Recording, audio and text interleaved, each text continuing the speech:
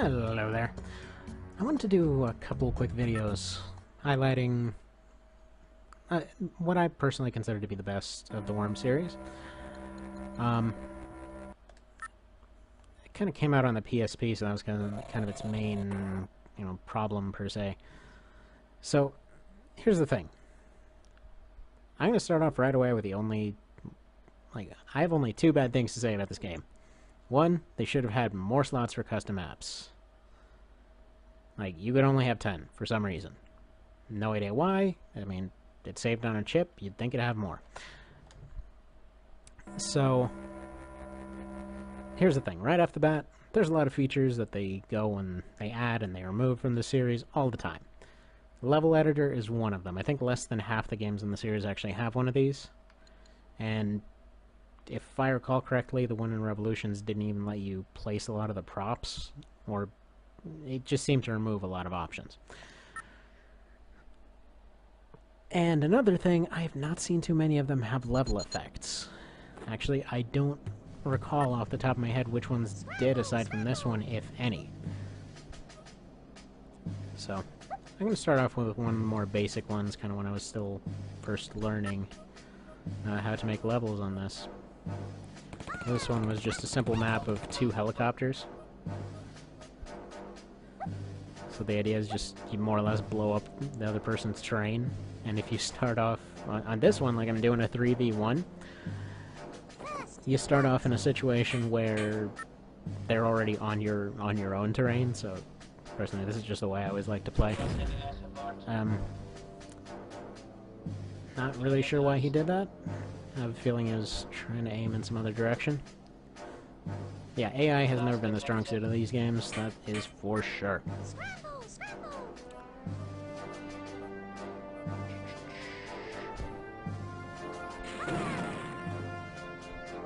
Alright, so.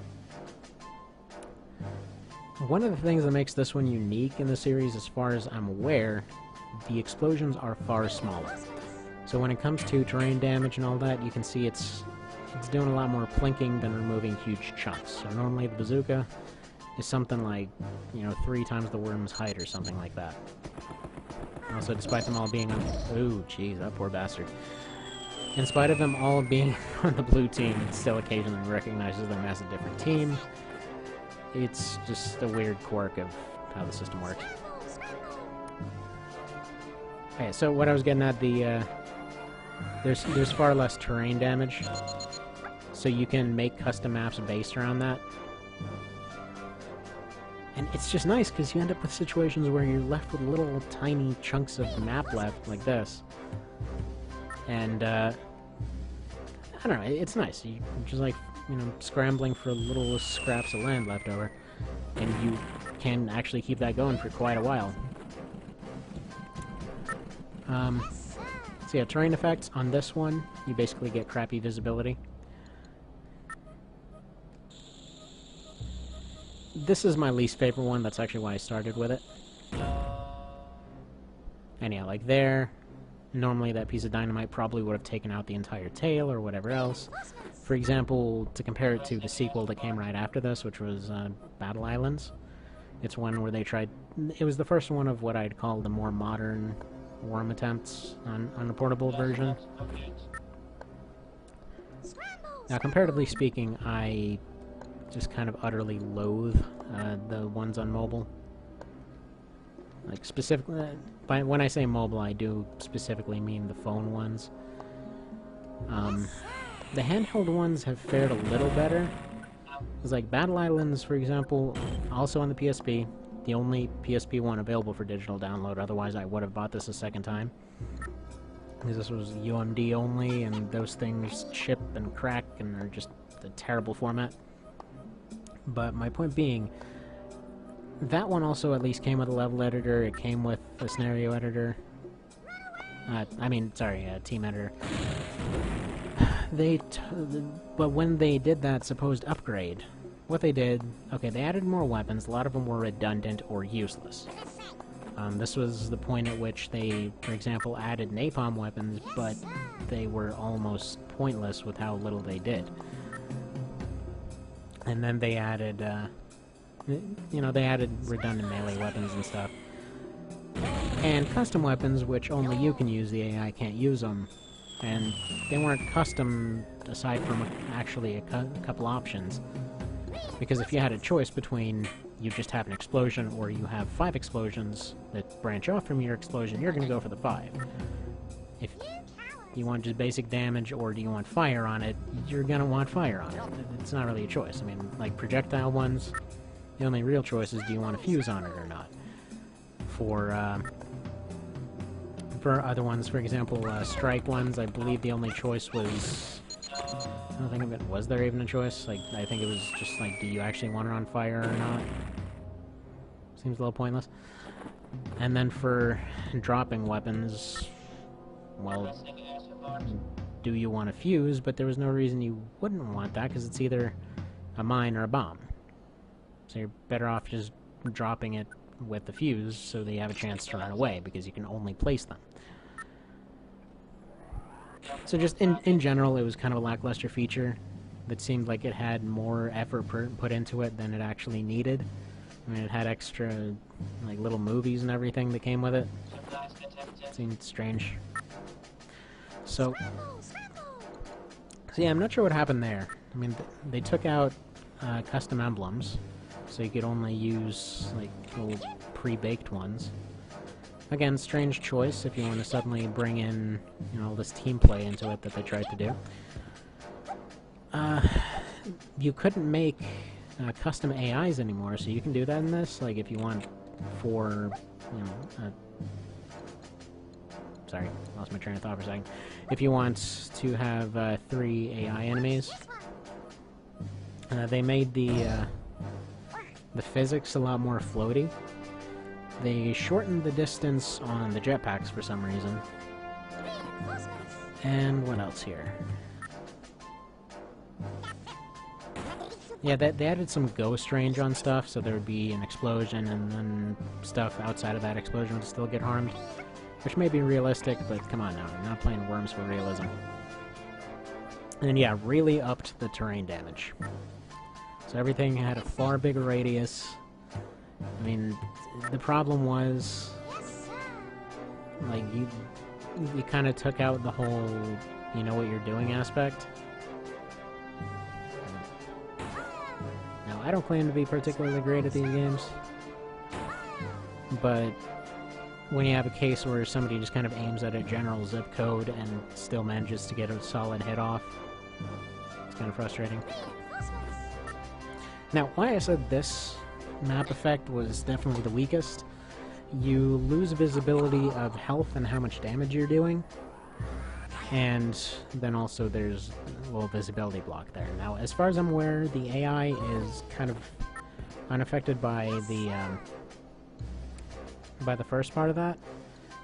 However, I'm just going to drop a sentry gun here. However, they seem to be affected by if you're hiding in the cloud or not. Like, I think they just ignore you if you're in there. I mean, it's still kind of a weak effect. I don't like it much. A lot of times you end up just kind of waiting it out. But still, it's cool to have that there. And that's why this is the only one that I actually made using that map effect. This might fall through, it might not. We'll see. Nope, that worked out.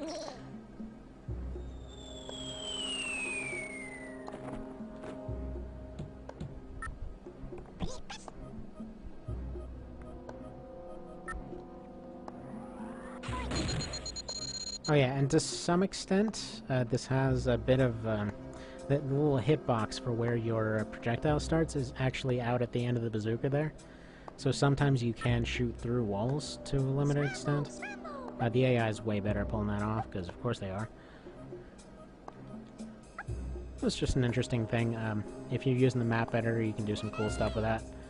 Actually, I'll get to one of the maps later that does that I actually managed to pull off some interesting shenanigans with it.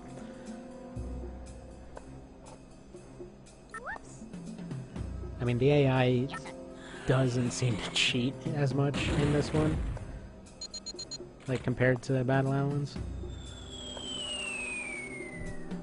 mean, in that one it gets a little bit egregious. Like, where suddenly you get the easiest AI, and the way I think they have it is they have it all the way as high as it'll go to start off with, but then it just like randomly has a chance of like kind of proccing better shots. That's my theory on it anyway. I have really no proof of that.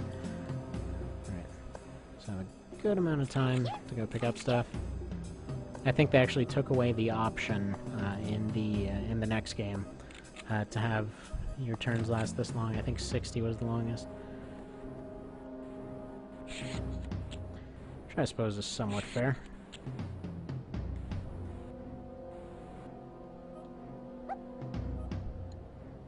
Gonna try to HHG these guys.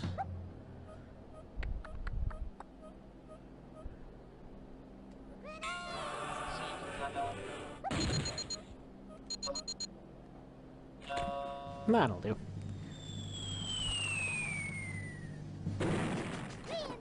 But yeah, so every now and then, like whether it's 10% or whatever to have a good shot, you suddenly get the idiot team that'll just suddenly fire a shot that goes like through 3 2mm cracks in a wall and hits somebody straight through another tiny crack in another wall, and you're just standing there in awe, like what the hell just happened.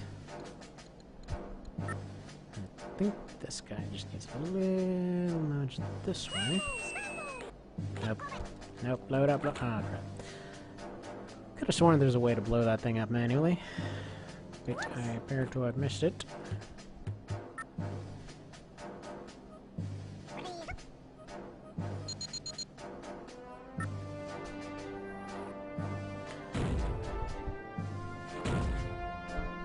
Another thing, I guess to compare the two, they had this issue where the AI in Battle Islands, for whatever reason, would just go and like repeatedly run into sentry guns.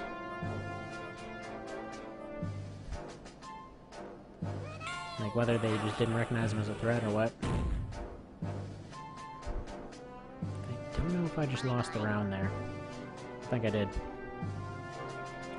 Yep, that's match. Okay. Well, that's fine. I was just showing off the level. Some of these replays, by the way, can get horribly off. But okay. So that's fine. I'm sure I'll get a few wins in there for the next round. So I'm going to cut it off here. Go for the next one.